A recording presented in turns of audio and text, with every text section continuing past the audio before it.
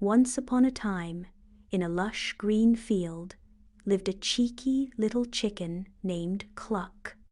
Cluck admired the majestic eagle soaring high above, its wings catching the sunlight. Oh, how Cluck longed to fly! He'd watch the eagle land occasionally and noticed a tiny, glittering gold needle tucked into its feathers. A mischievous idea sparked in Cluck's little head. He decided to borrow the needle, believing it held the secret to flight. One sunny morning, Cluck approached the eagle while it was preening its feathers. With a charming chirp, he explained his desire to fly and politely asked to borrow the golden needle, promising to return it promptly. The eagle, a bit surprised by this unusual request from a chicken, cautiously agreed. After all, it was just a needle. Cluck, thrilled with the golden needle, carefully began to stitch a few extra feathers onto his own wings. It wasn't easy. The needle was tiny, and his little claws were clumsy. But finally, after much effort, he was done. With a nervous chirp, Cluck leaped into the air. To his amazement, he could fly. Not high like the eagle, of course, but he could flutter a little way above the ground. Cluck was overjoyed. He flew around the field, flapping his wings with delight, completely forgetting the eagle's golden needle. He was so busy enjoying his newfound ability, he didn't even notice he'd lost the precious needle. Later that day, the eagle returned and asked for its needle. Cluck, filled with embarrassment, confessed that he'd lost it. The eagle, initially annoyed, explained how important the needle was to him. He was quite upset that Cluck had been so careless. As a consequence, the eagle warned Cluck that if the needle wasn't found, he'd have to take some of Cluck's chicks as payment. Poor Cluck! He frantically searched everywhere, digging through the dirt and rustling through haystacks. To this day, Cluck still searches, his little claws scratching at the earth, hoping to find the lost golden needle and avoid the eagle's wrath. The moral of the story? Borrowing things without permission is never a good idea, especially magical golden needles. And always, always remember to put things back where you found them. Perhaps, someday, Cluck will find the needle, but until then, he'll keep on scratching. And maybe, just maybe, he'll learn to appreciate the simple joys of being a chicken on the ground.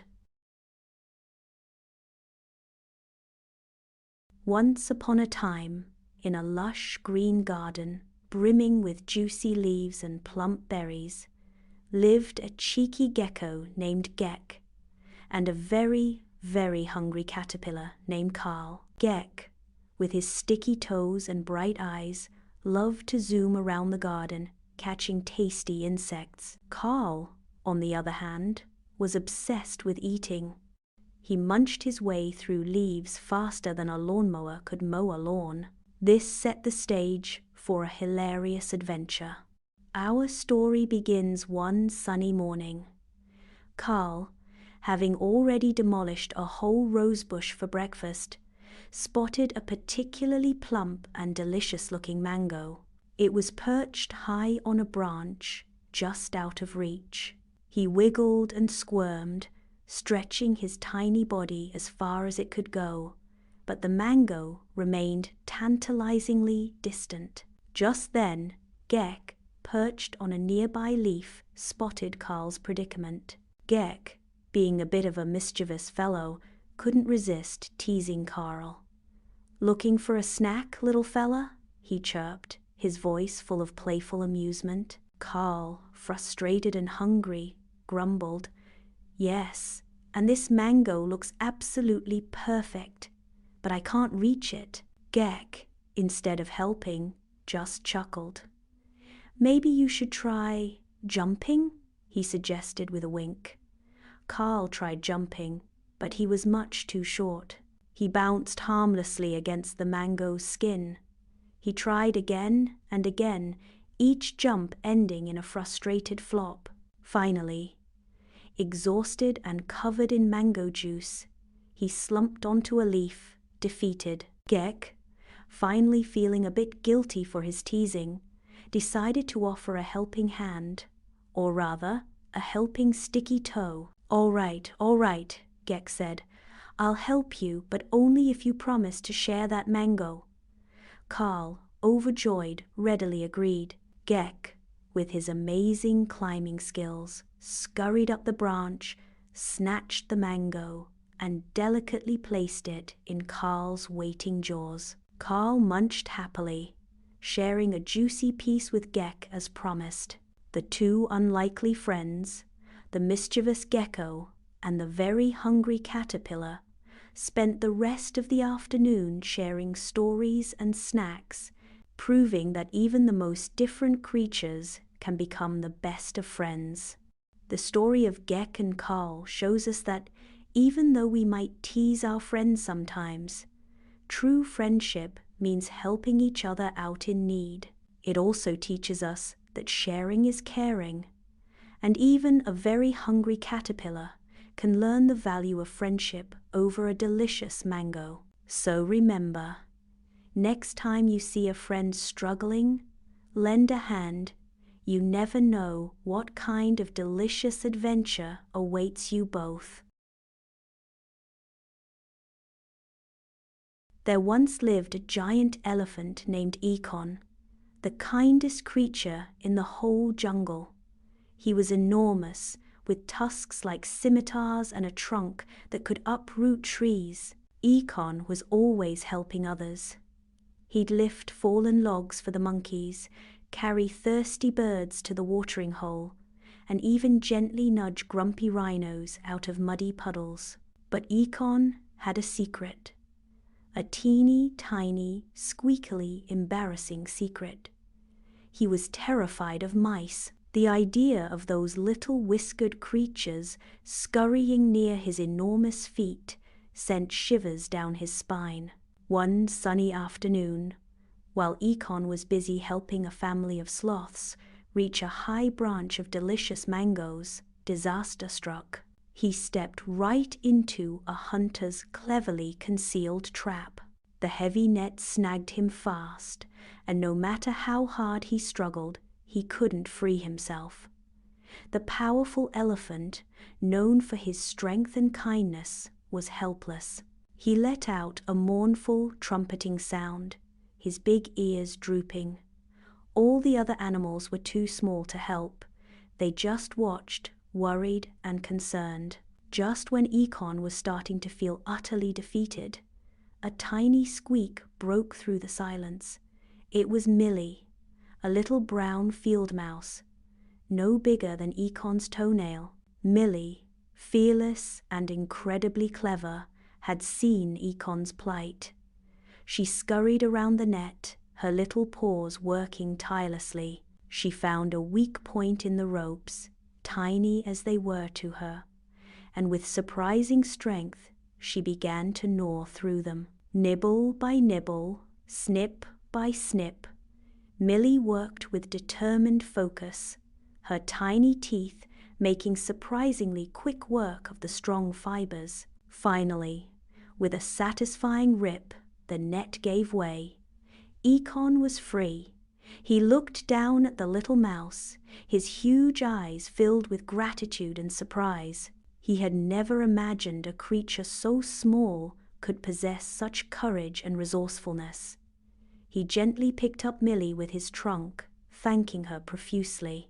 Millie, surprisingly unafraid, just squeaked happily. From that day on, Econ never looked down on small creatures again. He learned a valuable lesson, that true bravery isn't about size or strength, but about kindness, courage, and the willingness to help others, no matter how big or small they may be.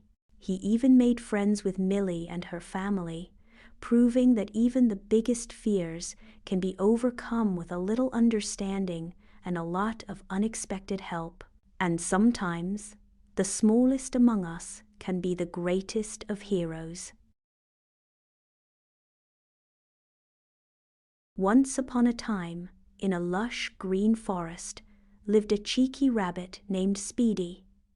Speedy was incredibly fast, the fastest in the whole forest, and he knew it. He loved to show off, especially by teasing Slowpoke the tortoise, who, well, took his time getting around. Speedy would zoom past Slowpoke, leaving a trail of dust and giggles in his wake, making fun of the tortoise's slow and steady pace. He thought his speed made him superior, a real king of the forest. One sunny afternoon, Slowpoke, tired of Speedy's constant mockery, decided enough was enough. He challenged Speedy to a race. Speedy, brimming with overconfidence, readily accepted. He couldn't imagine losing to Slowpoke. He pictured himself zooming past the finish line while Slowpoke was still inching along. He was so sure of his victory that he didn't even take the race seriously. The race began. Speedy shot off like an arrow, leaving Slowpoke in a cloud of dust. Feeling supremely confident, Speedy decided to take a little nap under a shady tree halfway through the course. "I have plenty of time," he thought smugly. He curled up and drifted off to sleep, dreaming of victory celebrations. Meanwhile, Slowpoke, plodding along at his own steady pace, never stopped. He didn't rush. He simply kept moving, one slow, deliberate step at a time. He didn't care about speed. He cared about finishing. He passed the sleeping Speedy without waking him, a tiny smile creeping onto his face. Hours later, Speedy awoke with a start. He looked around and saw Slowpoke crossing the finish line. Slowpoke had won. Speedy couldn't believe his eyes.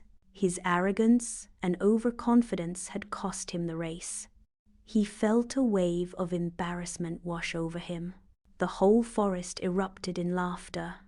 Not mocking laughter, but happy laughter. They had all witnessed the ultimate underdog story.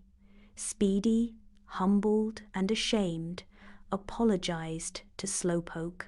He finally understood that speed isn't everything, and that being slow and steady can sometimes win the day. From that day on, Speedy learned a valuable lesson. Confidence is good, but overconfidence can be your downfall. He stopped teasing Slowpoke and even became friends with him, appreciating the tortoise's persistent nature. And so, the fastest rabbit in the forest learned the importance of humility, a much more valuable trait than sheer speed. Once upon a time, in a cozy little town, there lived a cat named Whiskers and a dog named Barkley. Whiskers was a fluffy orange tabby with a penchant for napping in sunbeams, while Barkley was a bouncy brown beagle who loved to chase his tail. They were the best of friends despite their differences. One sunny afternoon, as they lounged in the garden, Whiskers stretched and said, "Barkley, wouldn't it be fun to have a bake-off? We could make the tastiest treats in town." Barkley's ears perked up. "A bake-off? That sounds positively delicious. But what should we bake?" Whiskers thought for a moment, then declared, "How about catnip cookies for me and peanut butter biscuits for you?" "Deal," Barkley barked, wagging his tail so hard he nearly knocked over a flower pot. "Let's get baking." They gathered all the ingredients. Whiskers carefully measured out the catnip, while Barkley slopped peanut butter everywhere, including his own nose. "Oops," he chuckled, licking his snout. "I guess I'm a little too excited." As they mixed and stirred, the kitchen turned into a delightful mess. Flour flew through the air like snowflakes, and soon Whiskers was covered in a fluffy white coat. "I'm a snow cat," he giggled, striking a pose. Barkley rolled in the flour too. "And I'm a snow dog," he barked, sending a cloud of flour everywhere. They both erupted into laughter. Finally, it was time to bake. They placed their creations in the oven and waited. The delicious smells wafted through the air, making their tummies rumble. But just then, a mischievous squirrel named Nutty peeked through the window. "What's cooking?" he chattered, eyeing the treats. "I bet they smell better than my acorn pie." "Stay away, Nutty," Barkley warned, but it was too late. Nutty dashed inside, snatched a cookie, and scampered out. "Hey, come back with my cookie," Whiskers yowled, chasing after him. The chase led them through the garden, around flower beds, and up a tree. Whiskers had an idea. With a flick of her tail, she knocked over a pile of leaves. "Let's make a trap." They built a leaf pile with a cookie on top. Sure enough, Nutty couldn't resist. He scampered back, and just as he reached for the cookie, Whiskers and Barkley jumped out, shouting, "Gotcha!" Nutty froze, cookie in paw. Okay, you win, but can I have a taste?" he pleaded. Whiskers and Barkley looked at each other and burst into laughter. "All right, Nutty, just one tiny bite," Barkley said. They all shared the treats, and Nutty admitted that Whiskers' catnip cookies were amazing. "You two make a great team," he said, munching happily. From that day on, Whiskers, Barkley, and Nutty became the best of friends, hosting bake-offs every week. While they never kept the kitchen clean, they always kept their hearts full of laughter and friendship. And so, the Great Cat Dog Bake-Off became a legendary event in their little town, filled with flour, fun, and friendship. The end.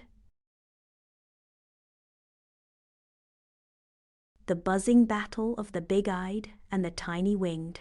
Once upon a time, in a lush green meadow filled with juicy flowers and sweet nectar, lived two very different groups of insects, the buzzing flies and the zippy mosquitoes.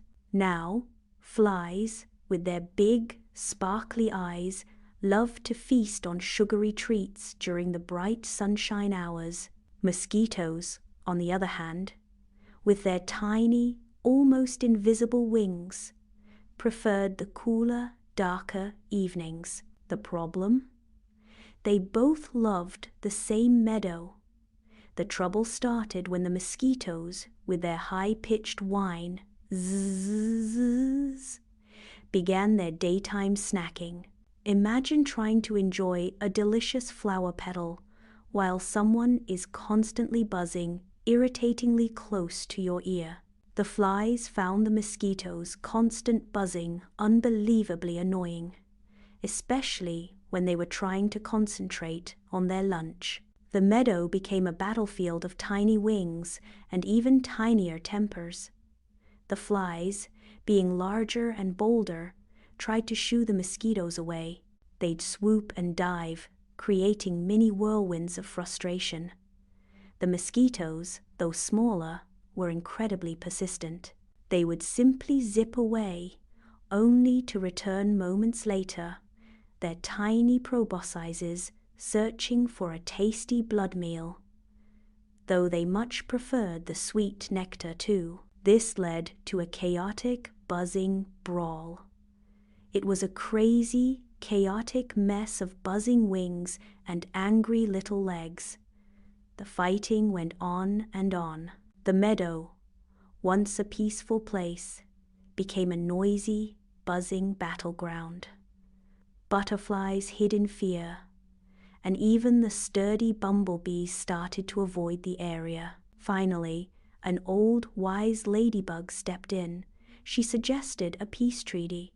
"Why don't you share the meadow?" she chirped. "Perhaps you can agree on a schedule." After much deliberation and a lot of buzzing and arguing, the flies and mosquitoes finally reached an agreement. The flies would have the meadow to themselves during the day, enjoying the sunshine and their sugary treats. The mosquitoes would take over at dusk with their quiet evening buzz.